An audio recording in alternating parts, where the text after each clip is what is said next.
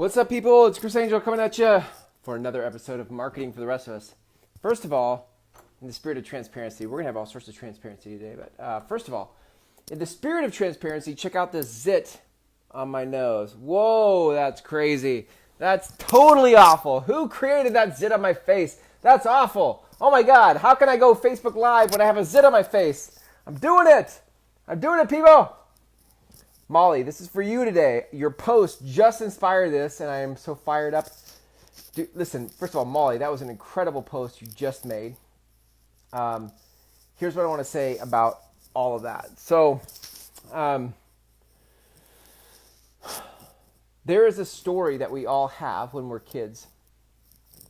Typically, the stories that run our lives in our subconscious, most of the time we never access or are present to happen in our childhood. And for me, the story I would tell myself for most of my life is I can't do it. I can't do it. I can't do it. That's how it would come out. In my most frustrated state, that's how it comes out, is I can't do it. Now, where did this come from? There were all sorts of incidences in my life, I'm sure, that created the layers of my story, but I specifically remember a moment. I was in my basement. We had a 3-story house in Portland, in the West Hills. My dad had remodeled it. I think he bought it in the 50s or 60s. He remodeled it, and the basement was completely undone. He remember the parquet floors? He would put in like these little 3 or 4 inch square wood parquet floors with this black mirror that he could use for dancing. He was an Arthur Murray instructor, so he had a strobe light and a record player. It was very sexy. It was very funny. It was not at all like any of my friends as a kid had. I was a very weird kid just because my family and my upbringing was not at all like my friends. I didn't have many friends, but the friends I had was not at all like their life at all. So my dad, as I mentioned yesterday in my Facebook Live, was an alcoholic growing up, and I would say he was probably bipolar. I don't know that he was ever diagnosed that way, or maybe schizophrenic. I don't know, but he was Jekyll and Hyde. He was either very happy, or he could be very angry, and he could turn on a dime. But here's the point. He was a genius. If you actually looked at his IQ, he was an incredibly smart man. He was an artist. He used to do oil paintings and drawings. He went to the Chicago Art Institute. He was, like I said, he was an Arthur Murray dance instructor. He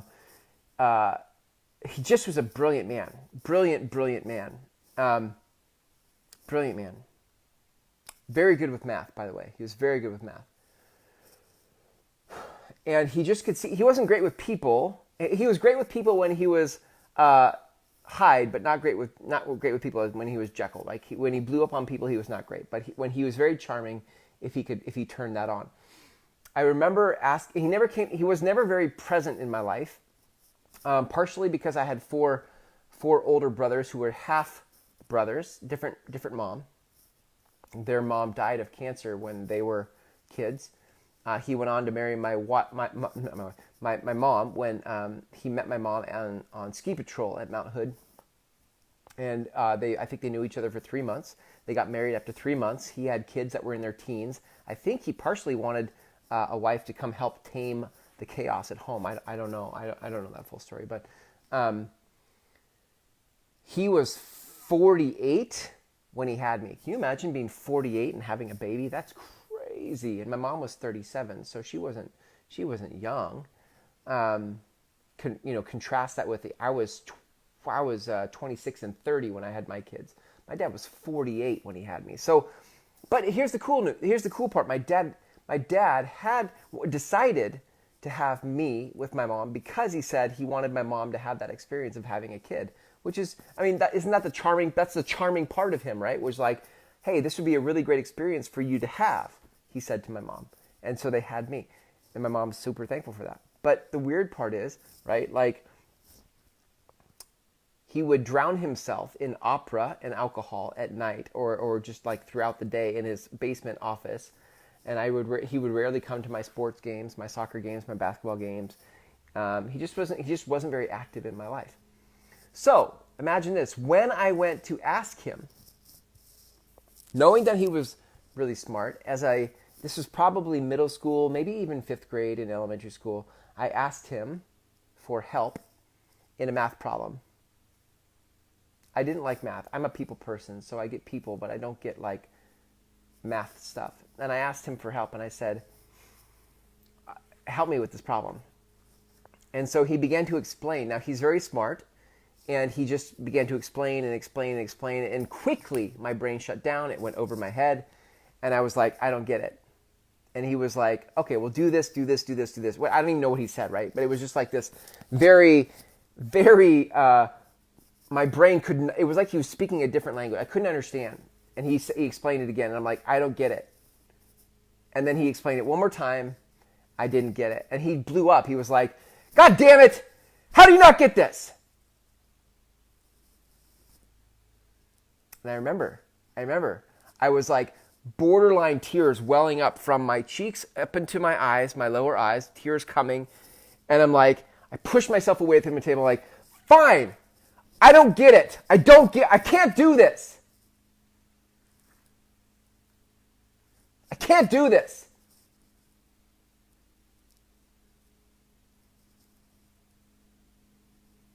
And I basically told him to go away. I don't want your help. I don't want your help. 5th grader, 6th grader, somewhere in that range, right? This kid who had a tender heart who loved people, who loved his dad, who loved his mom. And his dad was the person who pushed him to this edge of saying, I don't need you. I don't want your help. I can't do this. And that story of I can't do this, what started in a simple math problem, spilled over into the rest of my life. From relationships with girls to, I remember I got into a master's program out of college. I didn't know what I want. I didn't know where I fit professionally. There was nothing I was drawn to professionally, probably because I had this story of I can't do it. Like whatever it is that I would want, I don't know. I can't do that. So I didn't know where I belonged.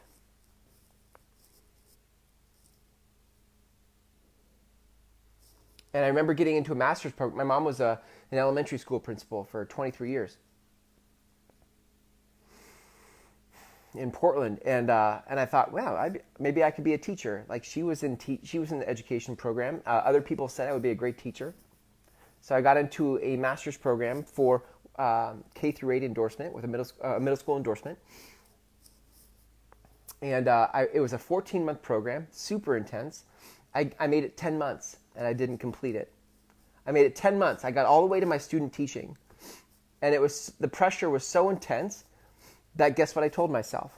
Guess what I told myself in my master's program that had me stop and quit? Guess what I told myself? I can't do it. What I told myself was I can't do it. I can't do this.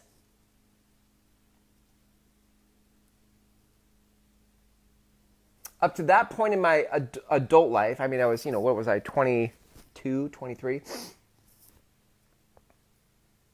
I had learned to use the positive Chris. Positive Chris comes out and plays with the world, because I don't want the world to see fragile Chris, right? I don't want the world to see the Chris that can't handle it. So I would just put on the smiley Chris, the happy Chris, the positive Chris. But that master's program drove me to this point of stress, and I was so good at pushing stress away that I didn't have to experience it. But in this program and trying to find my spot, my place in the world, I got to this place in this master's program where I was like, I can't do this. I'm not going to do this. And I said to myself the very thing that I said that day when my dad tried to help me with that math problem, which was, I can't do this. I can't do it. So I quit. And from that moment, for years into my life, when things got tough, when things got heated, when things got stressful, guess what I would do? I quit. I quit because the story that was running my life was, I can't do it. And it all came, listen, Molly, to your point, this is it, right? It all came from this conversation around math. My brain couldn't compute math. This episode isn't about math. This episode in marketing for the rest of us isn't about math. But math was the originating incident that caused me to create a story called I Can't Do It. And it followed me the rest of my adult life in all sorts of business environments, relationship environments, money environments, all sorts of things that when things got heated and stress got high, I told myself, I can't do it. So the pattern I created for myself was quitting in life. I quit all the time. I quit. Because it was easier to quit than it was to face rejection of not only, I guess, in my adult life, my dad died years ago. In my adult life, it was easier to quit than to face the rejection of my dad from my childhood. Or in my adult life, without my dad here, it was easier to quit than to face my own failures, my own inadequacies, my own stupidity, my own, I'm stupid, I'm dumb, I don't get this.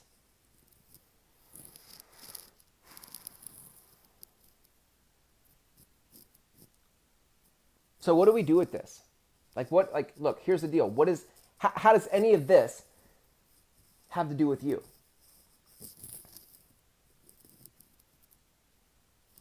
Most of the people that I work with in life, in business, and my message is for people who have important work.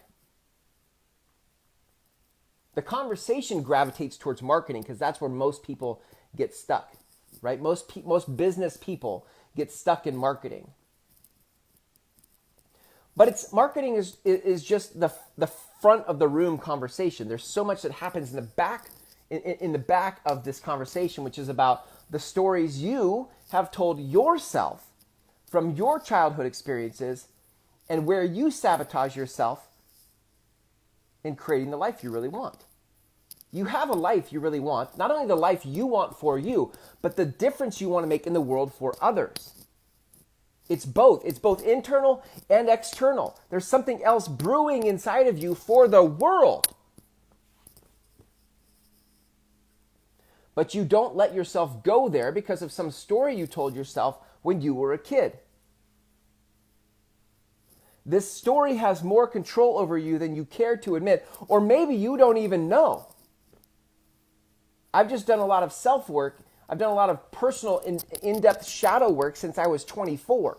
So I've had the ability to look at it for a long time and deal with the stories I've told myself that have kept me a prisoner inside of my stories. But listen, the thing is, you have important work to do in the world. You feel it in your soul, but you keep failing, you keep hitting a ceiling of what it is you're trying to create, and you wonder why. And the answer is not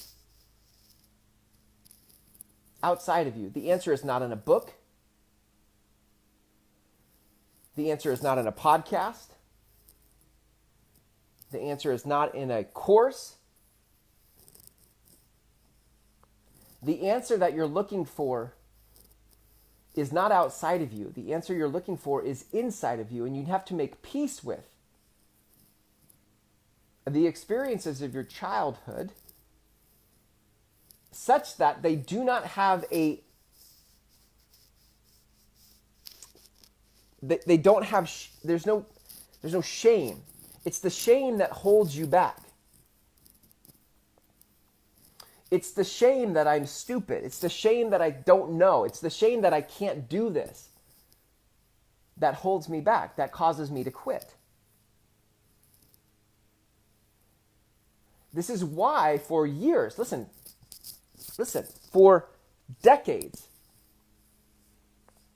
I have the curse of knowledge. For decades, I would go research the topics. I would take the courses. I would read the books. I was in like personal development university. I was like all in on learning about all the things and nothing changed. Why? Because the answer wasn't outside of me. What I needed was to make peace with the shame.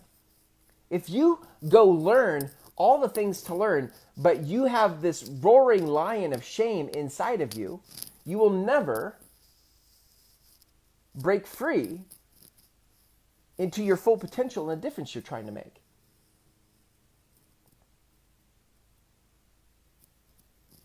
So, again, how does this apply to you? You have important work to do in the world. First of all, just acknowledge that the thing that you want to do in the world has a significant impact far beyond what you could possibly imagine. And I don't mean the next transaction or the next sale you're going to make in your business. I mean beyond the transaction of your business, the message you're here to say to the world, that has implications generationally. Beyond that, so in addition to that, then there is you need to make peace with the shame in your life. And the way that you do that is you put it on loudspeaker. You come out of the closet with your shame to the world, because when you come out of your closet to the shame with your shame to the world, it no longer has power over you. As long as you keep your shame locked up in a closet, it keeps taunting you over and over. You're stupid. You can't do this. You're dumb. You're an idiot. You're a failure. You're a whatever. And that voice, that critical voice, continues to echo from the closet you've locked it in. But the minute you come out to the world with the shame, this is why it's important for the transparency. This is why transparency and vulnerability is gaining so much momentum right now. Because people are starting to finally realize that the power in being vulnerable is that it's not just for the people you're speaking to, but it actually unlocks your own power. You coming out to the world with your shame actually frees you from the shame you've locked up in the closet. The minute you declare it, it no longer has power over you. So, this can be as simple as a math problem that you asked your alcoholic father to help you with, who tried to explain it to you 3 times, got pissed off at you for not understanding what he was trying to say, and you pushed yourself away from the table, and you pushed your dad away, you pushed your relationships away, and you made a statement that created a story that lasted the rest of your life called, "I can't do this." And every time things get hard, you say, "I can't do this." Or whatever story it is you tell, "I'm not good enough. I'm not made for this. I don't understand." Whatever thing you tell yourself when things get tough, that's your story. And if you can trace that back to its origin, you will find liberation. Listen, just look at any time things get tough. What is the story you tell yourself?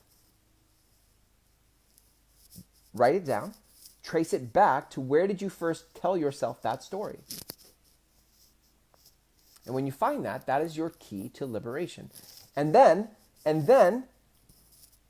don't just notice it. Now go public with it to the world, because that is not only what will set you free, but it actually gives you the platform to begin to lead others into their own freedom.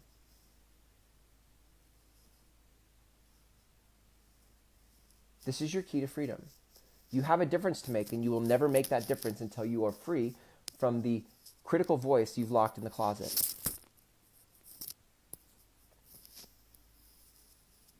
Do I need to connect the dots for you on how this affects your marketing, on how this results in your business growing?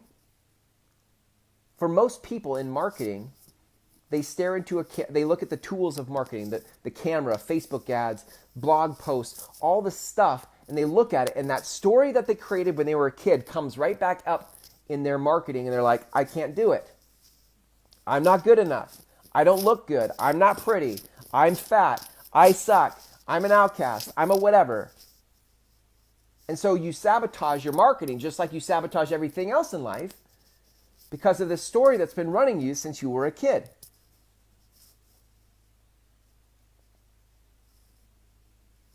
If you want to compete, if you want to, listen, it's not even about competition. Screw competition. Who cares about competition? If you have something stirring in your soul that is trying to get out right now, and you have so many stories locking it down that it never satisfies, because the level of satisfaction happens at the level of the soul. Contentment happens at the level of the soul. And until you make peace with your shame, your soul isn't really truly free to soar.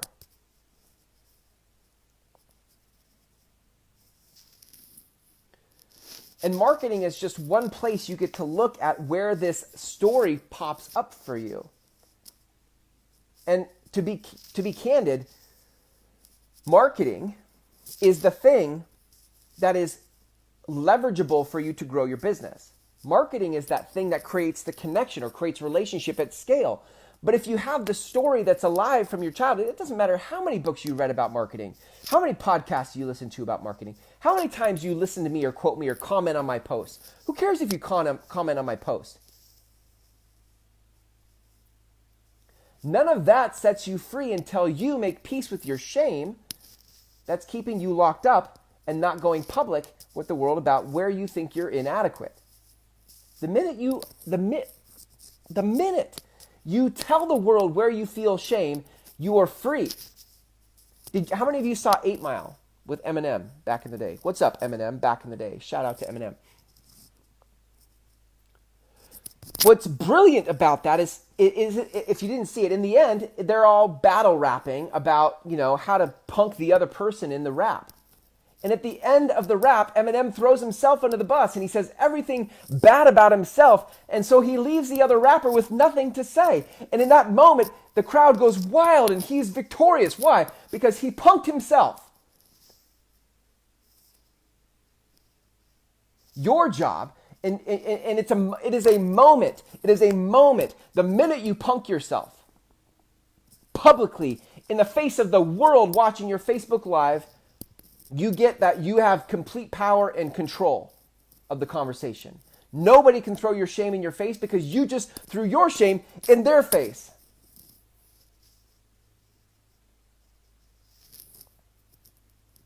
And no one has control over you anymore. But as long as you keep your shame locked up in a closet, it will rule your life. And you will never, I don't care how many books you read, how many coaches you hire, how many programs you buy, you will always be locked up in shame. So listen, when we talk about marketing for the rest of us, let's just tie this up right here. We're talking about marketing for the rest of us. You don't have the big budgets of Gary Vaynerchuk. You don't have the big teams of the Gary V's in the world who are going to produce all this cool shit for you to go market yourself to the world and look all cool and put a big fat facade out to the world. What you have that makes you able to compete, and not just compete, but earn the attention and hearts of the people you're trying to serve, is your vulnerability. Your transparency is what earns the attention and respect of the people you're trying to serve. And that doesn't take money, and it doesn't take a team, and it doesn't take fancy animations on a video. It takes you being super raw and super relevant with your shame. Because other people, the most of the world, are massively locked up in their own shame around their own stories, and they can't seem to get free. And they think that the answer is in reading a book. They think it's in going to the next Tony Robbins event. None of that matters until they make peace with their own shame and their own story. Now, on the other side of that, here's what's possible. On the other side of you owning your shame and going public to the world with where you feel stopped, and then in that Eminem moment, you feel complete power and control over the story and the narrative about your life, you find yourself in an interesting position. People now look to you for wisdom, perspective, advice. Do you know how many people direct message me or tell me like, listen, your Facebook Lives lately have been on point. Guys, it's not because I'm special. I'm just owning the story. I own the narrative. I own this narrative because I've made peace with my shame. That's it. And you could too if you just own your shame.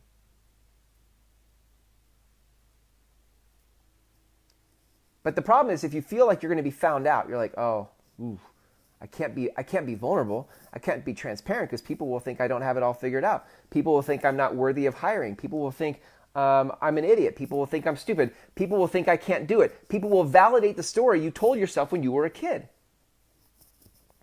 Right, that's right. And that's what keeps you locked up. But the minute you own the story, you own the narrative. And people will start to look to you as a leader. And people will trust you with their deepest and darkest secrets because they just want to be known. People just want to be seen. People want to be known. People want to feel safe in the midst of their shame. And if you're that person for them, they hire you. While everybody else is trying to sell them 6 steps to 10x your business overnight, you're holding space for them to be real in the midst of their shame and to be safe and to own their power. And that in 2019 and beyond, is where marketing is going. Marketing is going to the real, the raw, and the relevant. Screw 10x your business overnight. That's bullshit. That is so yesterday. That is so shallow. It's so shallow.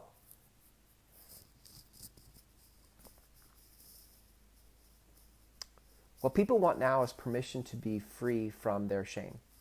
And if you're the person in your marketing, I don't care what you sell. If you're the person, I don't care if you sell widgets, I don't care if you sell rubber scrapers for the kitchen, or you sell real estate. I don't care if you sell coaching. I don't care if you sell math tutoring. I don't care what you sell. The businesses in this day and age that give people permission to be free of their shame are the ones who are going to win the business. And not just win the business, but build a platform for influence beyond this generation, beyond your lifetime. That is marketing for the rest of us. That is what this is about. This show is about that, right? This is about you setting others free by leading the way. You lead the way in owning your own shame and telling your story, owning the narrative, and whatnot. That's it.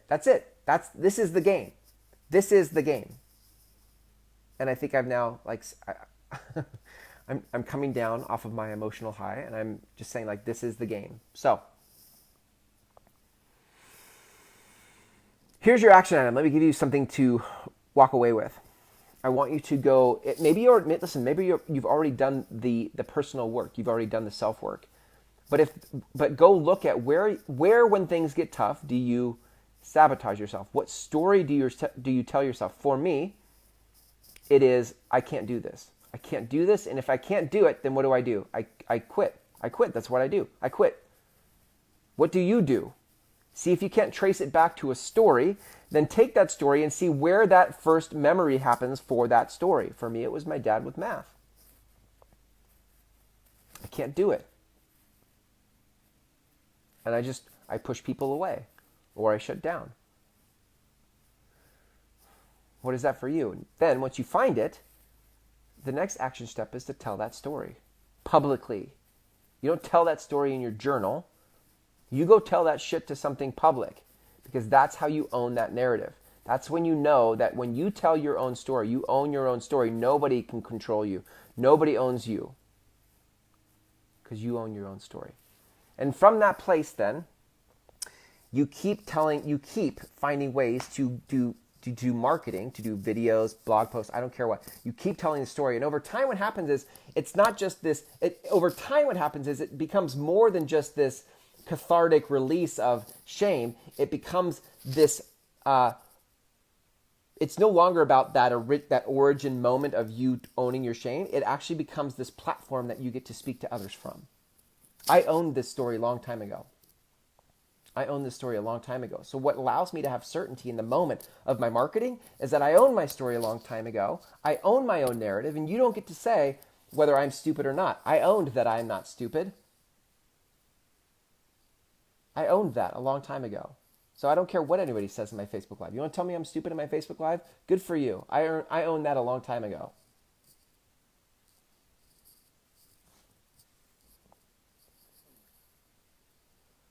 The minute you guys go public with your shame, and I don't mean, listen, you don't have to get graphic. You don't have to, this is not about making people uncomfortable. There's a way to deliver it in such a way that people feel like they get the power of, they get the weight of the moment that you had, and yet it leaves them empowered to look at their own life, like I've done today, right? Like today, I've shared vulnerably with my story, but I don't need to go in all the details. I give you enough details for you to get the gravity of the situation and how the story came. And then there's a moment where I get to turn it back to you so that you can see the lesson in it for you. Go back and watch this video. You'll see the story arc, right? This wasn't a script. This isn't a script. But this isn't just me having a cathartic release trying to let you know, like, oh my God, I'm a failure. And I saw something. This is me saying, I saw something in my life, and here's how it can serve you. Over time, this is what happens. Like, you start to realize how to control the narrative so that not only do you share vulnerably with people, but you share it in such a way that it sets them free, right? Or it gives them courage or permission even to look where they haven't wanted to look. That is marketing for the rest of us. That is marketing in 2019 and beyond. Those of us that are willing to embrace vulnerability and transparency are going to get ahead, and those that don't will be left behind. Okay? All right, gang, that's it. I'll come back and circle around to your comments after I hang up here. Thanks for hanging out with me for another episode of Marketing for the Rest of Us. Until tomorrow, have a great night.